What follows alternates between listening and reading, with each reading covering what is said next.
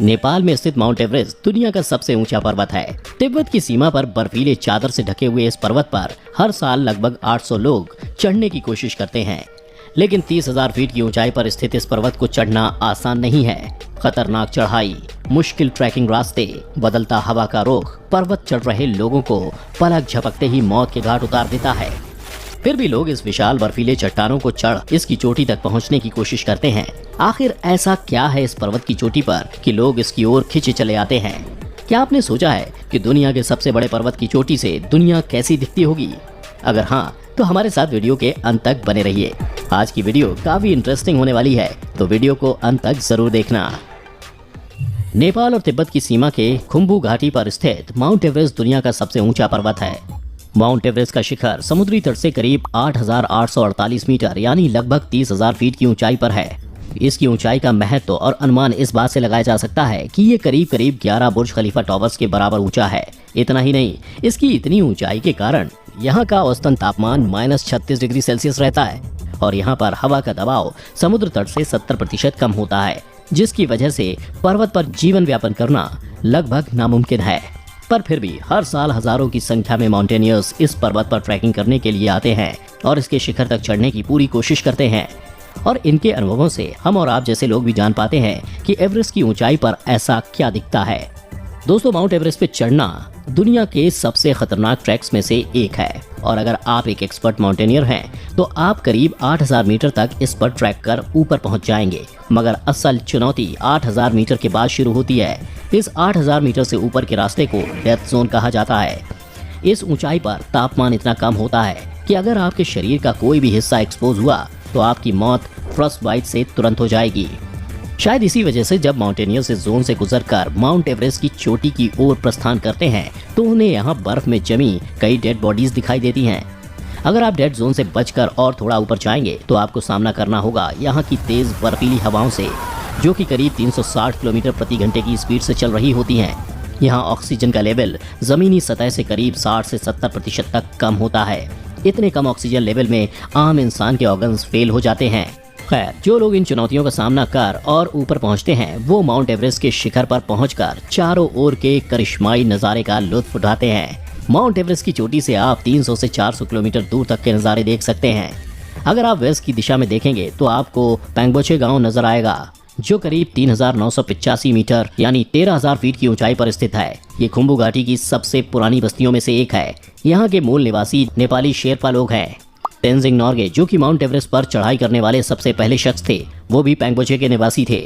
पश्चिम की ओर थोड़ा दूर देखने पर आप चोयो पहाड़ी, जो कि 8,188 मीटर यानी लगभग 26,000 फीट ऊंची है, देख सकते हैं और उसकी वैली में स्थित दुनिया के सबसे ऊंचे लेक्स में से एक चोला टशो लेक, जो कि 5,234 मीटर यानी 17,000 फीट की ऊंचाई पर स्थित है, को देख सकते हैं। अब अगर आप नॉर्थ वेस्ट की ओर देखेंगे तो आप देख पाएंगे दूध कोसी नदी को, जो कि दुनिया की सबसे ऊंची नदी है। इस नदी का ओरिजिन भी माउंट एवरेस्ट पर मौजूद है और ये नदी 71 किलोमीटर नीचे उतरकर तिब्बत की ओर से नेपाल में प्रवेश करती है।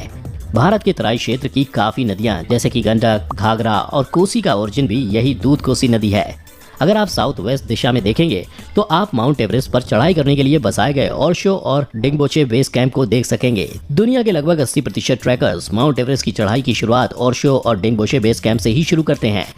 तेंजिंग नॉर्वे के साथ सबसे पहली बार माउंट एवरेस्ट पर चढ़ाई करने वाले एडमंड हिलेरी ने भी ओरशो बेस कैंप से ही अपनी चढ़ाई की शुरुआत की थी।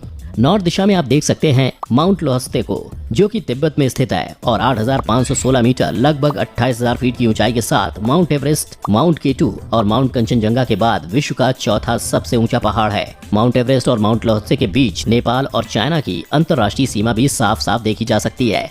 इस अंतर्राष्ट्रीय सीमा के पीछे की अन्य पहाड़ियों जैसे कि लिंगट्रेन, कोम्बत्सी, जिलेंगेन भी देखी जा सकती है।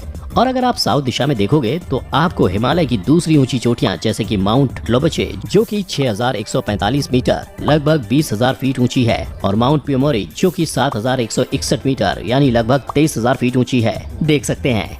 मगर इस दिशा का सबसे अनोखा नजारा तो माउंट लोबुचे और माउंट एवरेस्ट के बीच स्थित खुम्बू ग्लेशियर को देखने का है, जिससे नेपाल और तिब्बत की नदियां उत्पन्न होती हैं और इसी खुम्बू ग्लेशियर के बीच बसा हुआ है सागरमाथा नेशनल पार्क।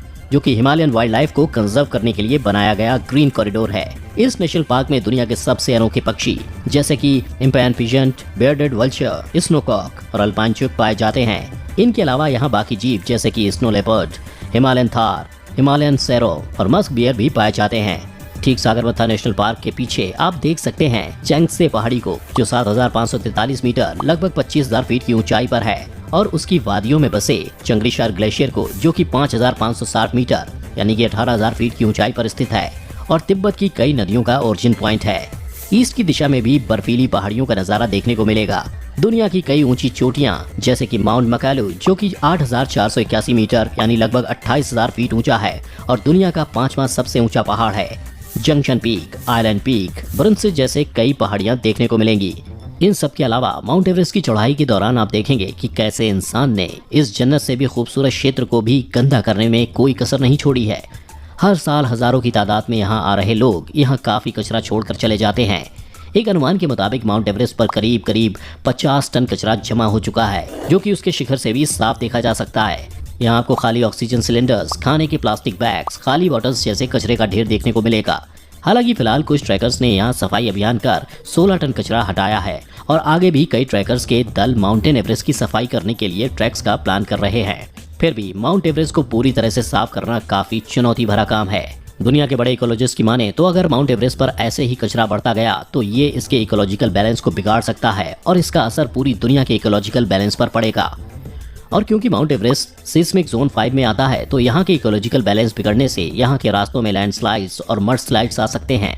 कुछ इकोलॉजिस्ट की माने तो सिस्मिक एक्टिविटी से माउंट एवरेस्ट की ऊंचाई भी कम हो सकती है और तो और यहाँ से ओरिजिनेट होने वाली नदियों पर इकोलॉजिकल चेंज का असर पड़ सकता है और ये नेपाल और तिब्बत के लिए विनाशकारी साबित हो सकता है। तो दोस्तों, अगली बार आपसे कोई पूछे कि माउंट एवरेस्ट की ऊंचाई से क्या दिखता है तो उन्हें बताएं कि बर्फ के सुनहरे पहाड़ों के साथ साथ इंसान द्वारा फैलाए गए कचरे का पहाड़ भी दिखता है। वैसे क्या आपको ट्रैकिंग करना पसंद है? क्या आप कभी अपनी जान पर खेलकर इस ऊंचे पहाड़ की चोटी पर जाना चाहेंगे? हमें कमेंट में जरूर बताएं। उम्मीद है आज की हमारी इस वीडियो ने आपको एंटरटेन किया होगा। अगर वीडियो पसंद आई हो तो इसे लाइक जरूर करें और ज्यादा से ज्यादा शेयर